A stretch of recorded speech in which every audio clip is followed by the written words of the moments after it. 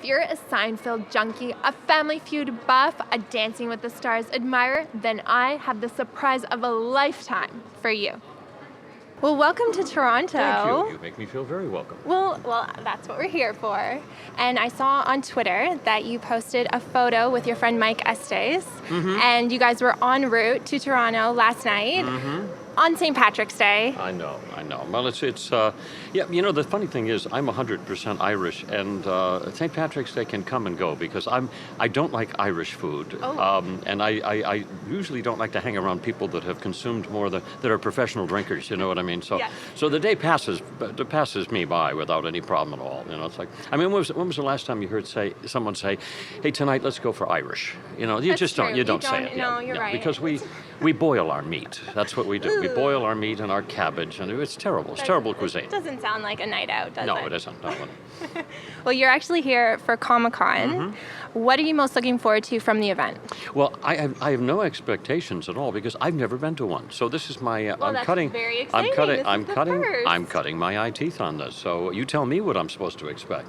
Well, you'll see a lot of great Toronto fans. I understand it is, and I understand that people enjoy dressing up, and I don't imagine anyone is going to be dressing up as J. Peterman, but Well, you never know. That's a know. very well-known character and very well loved. It is, yes, thanks. I'm looking forward to it. It's just going to be a lot of fun for me, and I love meeting people that enjoyed the show. Okay, so since you brought up the show, I'm assuming it's okay if we talk about it? Of course. Okay, good. Otherwise, we wouldn't have much to talk about. Well, no, I have questions Frankly, here. Because frankly, I'm not all that interesting. I disagree. Oh. I've done my research, and I'd say you are quite interesting, maybe the most seventh interesting man in the world. Oh, well, I am. I actually am the seventh most interesting man in the world because I do maintain that there are only 6 people on any given time having a better day than I am. So talking about Seinfeld, first I want to say I was a huge fan. I still am a huge fan. I grew up watching the show. I loved your character. You can't be old enough to have watched the show. Well, my parents started me when I was little. Oh, I see. Okay.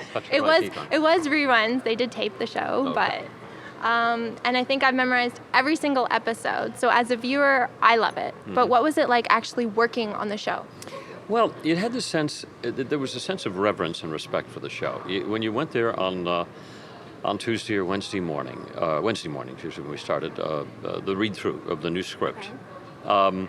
There was a feeling of that we were all in the cathedral, and everybody knew it, that this was a very special time. And one of the things that always hit me during the shooting week was that I always made sure that whoever were the extras that they hired from my office or that were in a scene, with a line or two, I said, I want you to save the script, I want you to make notes, I want you to remember what everybody was doing. I said, because you will be watching this show with your grandchildren. And I said, I can't make that promise about any other thing you do or I do, but you will be watching this show. And so, so far that time has proven me correct on that. But it was such a special experience because you were dealing with the best writers, you were dealing with 4 of the smartest actors I've ever worked with. And you knew that it was, you were in that special place in that special time, the championship season. Do you still keep in touch with any of the cast members? It is a very small business, so we all stumble into each other. I was just with Jason the other night, and he and his wife come over for dinner often. And nice. Brian Cranston, who was on the show, was the dentist, and Yep. Patrick Warburton, who played Putty, and we do a St. Jude's golf tournament together. So I still see the gang a lot. Yeah, we all stumble into each other, and Julia, yeah. And I know you're a professional, but did you ever have a hard time trying to get through a scene without laughing? There are moments where I look at Seinfeld and I can see the end of my mouth going up because some of these monologues were the Peterman monologues were so insane and so funny that it was, if it's like when you did it right, you made yourself laugh. Some of them I can see my mouth kind of like curling up, and I'm. Do you still remember all the monologues? I remember a good bunch of them. Yes, I do, because they were just so ridiculously written, and the writers enjoyed writing them because it gave them an opportunity to write in the long form rather than single, one-line gags, as a normal sitcom would have. But Peterman gave them this chance to, write a funny monologue, a long form. Almost essay, which was really which was the true parody of what the Peterman catalog was, because when they started the character, they just wanted me to sound the way the catalog was written, as though this stuff is just tripping off my tongue all the time. So that was kind of the origin of that. And I didn't know that there was actually a real J Peterman until I started doing my research, and I found out. If you go to jpeterman.com, you'll see the catalog online that we parodied on Seinfeld. And if you want to, you can order the catalog and have it delivered to you 12, 13 times a year. But there's a pastel drawing in a long piece of, it looks like a Hemingway novel, written about the dress that you're wearing right now. And that's the fun of it, is that, it's like even Tom Hanks says to me, he says, this is the catalog that when I get it, I read it cover to cover to my wife in bed. And he says, I use your voice. And he does a pretty good impression of me, too. Yeah. Are you close with him? We're good friends, he and his wife and I. Yeah. I guess so, if he tells you that kind of stuff. When you share intimate details like that, you better be good friends. When did you first meet the real J. Peterman? Well, first off, when the way the character originated, they didn't ask permission to do the parody. They just did it. That was true to Seinfeld form. Yeah, they just did it, and it was easier to apologize afterwards than it was to get permission up front. So, J. Peterman, John Peterman, found out that he was on television one morning, and he goes, "No, I was on a plane." He goes, "No, you were on television," and sure enough, it was me doing the parody of him, and. So, the lawyers gathered and I all talked, and they decided that the publicity would do much more good than the lawsuit would. Yes. So they went through with it, and lo and behold, 4 seasons later, he was still there at the end of the final episode.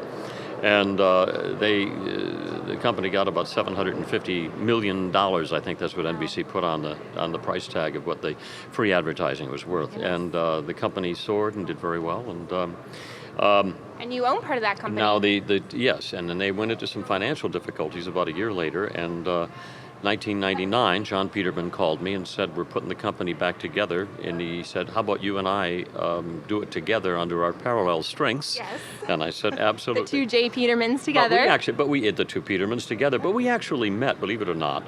Tom Bergeron was doing a show years and years ago, back in, I want to say 95, called Fox After Breakfast, and it was a morning show.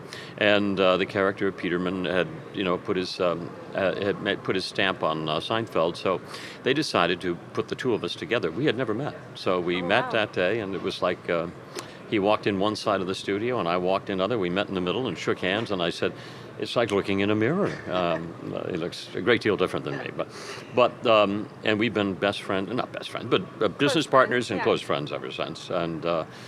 We still continue to do a lot of work together because we own the company, so it's, and we have, in fact, we actually have the Urban Sombrero. After years of bickering with him, we actually have the Urban Sombrero being produced and marketed by the Peterman Company. Yes, and that's coming out, that'll be coming out sometime in, I think we'll be taking the orders in April for it, and it will be a special limited edition.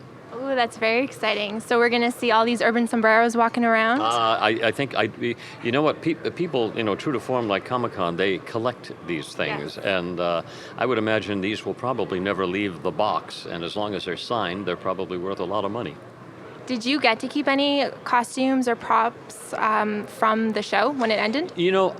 I have a couple of things, but boy, there's a lot of stuff that's escaped me that I wish I had kept. Not the least of which were the Kennedy golf clubs. I wish I had the mind to keep those, because I'm sure they would have been, with their twisted shafts and their unique.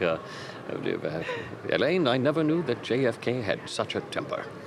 That's my favorite line, by the way. I love it. I was watching it with my dad last night, and we were both cracking right up. I'll tell you another story. Oddly enough, I'm leaving here and going down to Palm Beach. Sunday night, I'm doing my concert, my one-man concert in Palm Beach at the Colony Hotel, right around the corners from where the Kennedys lived in Palm Beach. Oh, wow. And lo and behold, it's a benefit for the Cancer Society down there, and what they found in a closet down there when they were cleaning out recently, in a tube surrounded by several posters was just Cancer Society posters and stuff, but in the tube was a golf club.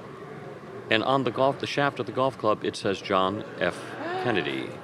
John Fitzgerald Kennedy, and this was one of his golf clubs. It's the last remaining club in existence, and we are auctioning it off on Monday night as for a benefit and because they found it, and because I'm coming down for this ridiculously coincidental appearance and auction. It's gone viral, and auction houses are calling from London, wanting to be part of the. Yeah, I know. Wow. This is really going to be something. So, well, it's the last remaining piece of golf memorabilia from J.F.K. So, collectors are going to want this. So it's going to be a lot of fun. And then, of course, with you hosting it, it's just it all fits in so perfectly. It's ridiculously coincidental, isn't it? So you mentioned that you're going to be going to Palm Beach to perform your one-man show, A Man with Standards. A Man with Standards. Can you talk to me a little bit about your show? Sure, the show is fun, and I put it together because I love that period of the great American songbook. We call them the standards. Right. And I was also lucky enough to grow up in the period where people had standards. I grew up in the shadow of gentlemen. And so I like to recall that period of time because I think it was a wonderful period of time where there was a sense of elegance, there was a sense of decor and decorum, and I enjoyed that. I enjoyed the music that came from it, the music, and so this is the story of the music and the musings of my life. It's funny, it's poignant, and the music you can't fault because it's some of the great music ever done. So it's a lot of fun, and I'm really enjoying doing it. I book it all around the country, and sometime I'll have it in Toronto. We can't wait. What kind of songs do you sing? Well, a lot of it is the influence that Frank Sinatra had on me, not only from a point of education and studying him and his style, but also I actually met Frank and actually sang for him one night at his home. And I tell a very funny story about it. It's like, it was after the Frank Sinatra Invitational Celebrity Golf Tournament. And after the tournament, all the celebrities were... You had to go back to his house and do a private till 4 a.m. type of little show for him. So everybody had to come back and do the show. After the gala. Okay. Everybody went to his house about 11:30 at night, and that's when the real party started. And it went until 4 a.m. And everybody got up and Don Rickles was there, and Buddy Hackett was there, and Jack Jones was singing. And at that time I was on daytime television, and so I walk up and I didn't know what I was going to do, and I was just shaking in my boots. And so I look at the pianist, the guy at the, and I whispered kind of in his ear what I was going to do, and he looked at me like that, and he goes, "Okay." What I chose to sing was a Sinatra song. And not just a Sinatra song. I chose the song that Joe Raposo wrote for him called "You Will Be My Music," one of the best songs he ever sang. But it was the song that he sang and dedicated to his wife. What possessed you to choose this song? It was like absolutely. Well, it was my favorite song. It was a song I could sing at the drop of a hat and had been singing. So I sang the song, and you weren't intimidated at all? Oh, you've got to be kidding me! Of course I was. I was. Even my tongue was shaking. So anyway, I finished the song, and there was like polite applause because everybody was looking at him, and he goes, "That's the song I sing to my wife." He goes, "Were you singing to my wife?" And I said, "No, sir, I was not." And he goes, "Oh, okay. You sounded good." And that was maybe the only encouragement I have ever been given, and I think the last time I ever needed it. Oh, that must have meant so much to you. Oh, you have no idea. I went and grabbed my glass of wine and sat there and took my position against the wall, holding that up, and I was pretty happy. It's a memorable night. You spent some time filming in Rhodes for the movie Swing Away, which I believe is going to be coming out later this year. It actually will be premiering in Greece this summer. So you get to go back to Greece? Well, they want me to. I don't know that I can. I've got a bunch of other things I have to do. But it will also have an American premiere as well. But it's a wonderful, wonderful, touching kind of coming of age film, really touching film, and very funny too. And I play in the villain of the piece, and I am a jackass. Let me tell you. I can't imagine you as a jackass. I want to be a jackass. I have cornered the market on arrogance and pomposity, so don't you worry about it. What was it like filming on the Greek island? Well, I had never been to Greece before, so I had no expectations other than I'd always wanted to go. I got to tell you, I was so impressed. The water, the color of the water in the Aegean Sea is absolutely mesmerizing. You have never seen a blue. It is clear to 50 to 75 feet, straight down, and it has a blue like I've never seen before. The islands are absolutely gorgeous, and the people are wonderful. Well, maybe my favorite group of people, and I'm 100% Irish, Right. still. I think I like them more than the Irish. And they are proud people, and Irish are proud people, but we just don't have anything really to be proud about. I mean, they have culture. We don't have culture.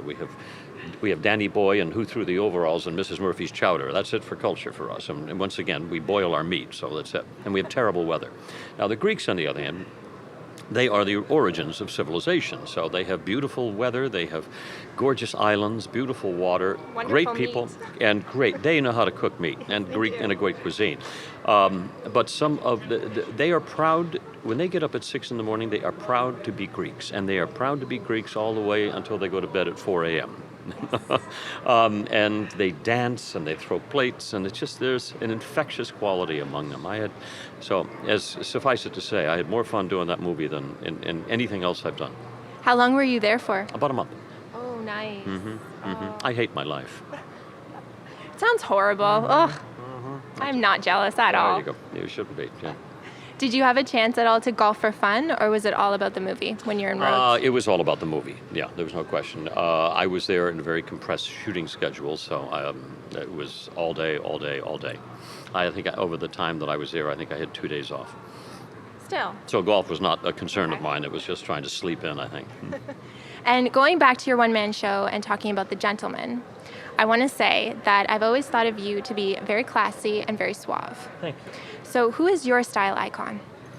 Well, I look back to those people like the Cary Grants, and I look back to those people, and there was, there was a male quality to them that was also gentle. Yes. And mannered and elegant, and they could use their mouths as well as they could use their fists, and I admire that quality. And I think we've kind of gotten away from that. I think that in our attempt to be edgy and colloquial, Yes. that we've kind of supported grunge, and not only that, you have reality television now that has taken over. Instead of writing now, we have people that are so dysfunctional that they're willing to become the story rather than learn the infinitely more difficult task of learning to tell one. And so they become, their lives, the dysfunction of their lives become the story. And I just, I think it's a terrible path that we go down, because people don't want to be talented, they want to be notorious. They want to be famous for being famous. And I think that's not a good path to be traveling down. Back in the 40s and 50s, they had the Gabor sisters, who were famous for being famous. Yes. And not very talented. But, and today we have the Kardashians, but the Kardashians times 10, because it seems as though they just keep replicating. There's so many of them. Well, just people like them. And it's like, yes, that's true. You're going on tour, back on tour for Chicago, starting in May. Mm-hmm. How many times have you played Billy Flynn on stage? Well, actually, I've been doing the show for 10 years. Oh, okay. I started in 2005, shortly after Dancing with the Stars. And I've continued now, and I've enjoyed the 10, the 15, and this year will be the 20th anniversary of Chicago on Broadway. And it is now the longest American musical in Broadway history. So it's been a joy to be part of it, and a significant part of it. I've done the role just shy of a couple thousand times, and every night it's still enjoyable for me. I love doing the show, and I love taking it on tour. I'll be actually in Chicago, doing Chicago this year in May. Be in Wisconsin, a few other cities, Pittsburgh for a little bit. And every year I kind of check off a few of the big cities to go off and tour, because I really enjoy it. I love going out and taking that show around the country. It's a lot of fun. How do you stay fresh for each performance? Well, before I go on stage, I say one prayer. And that is, the second before I go on stage, I bow my head and I say, God, let me be surprised. Sometime tonight, let me be surprised. And what it does to me is it calms me down. And I walk on stage with waiting and watching for that moment to happen, and I don't know where it's going to happen. So I'm looking at people's eyes, and I'm doing what every actor should do. I'm reacting rather than proacting, and allowing it to affect me, as though I know what I'm going to say. I just don't know why I'm going to say it until you tell me why I'm going to say it. And then, it's a wonderful way of waiting for something new to happen on stage every night. And as I've said time and time again, that you say that prayer and it happens every night. I am surprised by something every single night. So to say that the role of Billy Flynn for me is 1,500 times richer than when I started it 10 years ago is probably a true fact, because I understand him from the moment the conductor's baton drops until the curtain call. There's not a second that doesn't go unexamined. And I know that character pretty darn well. What would you say is the most spectacular element of the musical Chicago? The music is, I'll give you a short answer. There's a song called They Both Reach for the Gun. Yes. And I think it's it's the ventriloquist number that they do in the show, and I think that's one of the most brilliantly written numbers and creatively crafted numbers in Broadway history.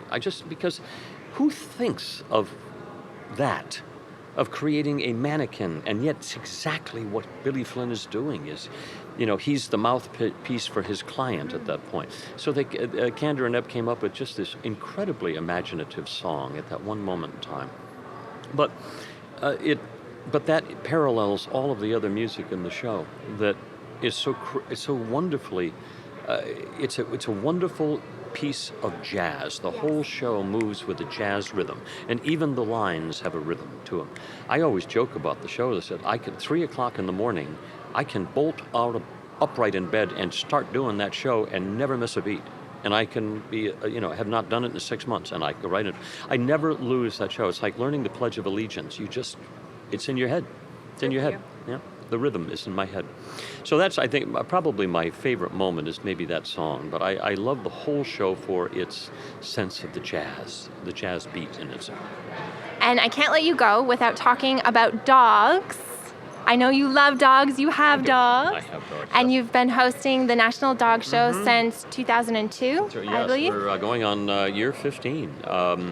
This is it's NBC's #1 show all year long. Last year on Thanksgiving Day in the U.S., we did 26.2 million people watching the show. The Voice, they're lucky on their best night to get 11 million people watching, and we get 26 million people watching the show. So it's become a kind of staple for Thanksgiving Day in the States, and it's wonderful to be a part of it, and it's wonderful.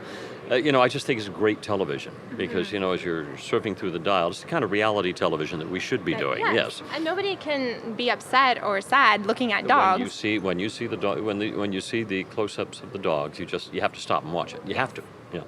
And it's good to be part of that. I've really enjoyed my relationship with David Fry, my co-host there, and it's been wonderful. We're actually next year, they're going to announce it soon, but we're adding a second show to the NBC roster, and it will be over, I think, on USA Network, but we're going to be doing the Beverly Hills Dog Show. If you can imagine that in addition to the National Dog Show, we're going to have the Beverly Hills Dog Show, and that is going to be just as it sounds, a lot of fun. Well, I can't wait for that. Thank you so much for taking the time to talk to us. Oh, my pleasure. I really, really appreciate it. My pleasure. Enjoy Comic-Con. I'm looking forward to it. Have you been in Toronto before? I've been in Toronto many times. Okay. For many years, 12 years, I was the voice of Coors Light in Canada. Yes. So all the agency was up here, and all my dear friends are here, and so in fact I'll be seeing them in the evening. Well, I was just going to say, do you get to visit them and say hello? I will. Well, thank you so much. And I just want to do a shout out to the Intercontinental Hotel in downtown Toronto for facilitating this interview with John O'Hurley and myself. So thank you. Great place, and by the way, great place to stay. I'm really enjoying it here. Well, there you hear it. Everyone, come to the Intercontinental Hotel. And please feel free to come visit us when we're having the pop-up Seinfeld booth. It's coming to Toronto in the summer, so please come back. The pop-up Seinfeld booth? What is that? Well, it's going to be a little. It's Monks, and it's going to be a restaurant, and it's only in the summer, and they're going to host trivia nights and music and all things Seinfeld. You'll have to invite me back for it. All right, I will personally. Well, thank you, and have a great day.